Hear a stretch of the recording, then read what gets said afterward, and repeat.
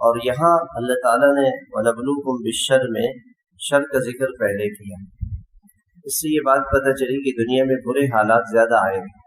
برے حالات کا مطلب انسان کے مزاج کے خلاف.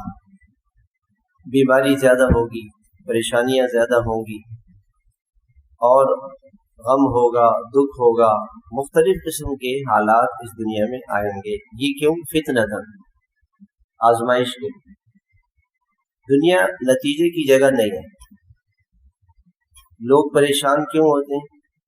وہ سمجھتے ہیں کہ دنیا میں جو ہم کر رہے ہیں ہمیں اس کا نتیجہ نہیں مل رہا، ہمیں اس کا نتیجہ نہیں مل رہا. ہم نماز تو پڑھتے ہیں، ہم روزے تو رکھتے ہیں، ہم مسلمان تو ہیں، پھر ہمارے ساتھ حالات کیوں اچھے ایسے پیش نہیں آ رہے؟ اس کا جواب یہ امتحان کی جائے. کافر جو ہیں ان کا کوئی امتحان نہیں ہے، کیوں؟ وہ تو فیل ہے، وہ فیل ہے. فیل جو طالب علم نالائق ہو، نکما ہو، آتا نہ ہو، اسکول نہیں آتا، اس کا امتحان ہوتا ہے؟ اس کا نہیں. اس کے پاس کوئی ڈگری نہیں ہوتی، اس کا کوئی بدلہ اس کو نہیں ملتا، وہ فیل ہے.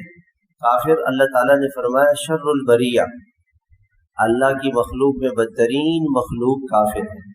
ان الذین کفروا من اہل الکتاب والمشرکین فی نار جہنم اولئک هم شر البریہ.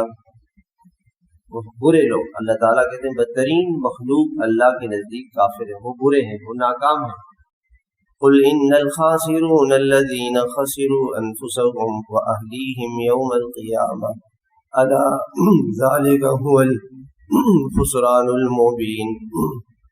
جس شخص کی آخرت کا نقصان ہو گیا وہ ناکام ہو گیا.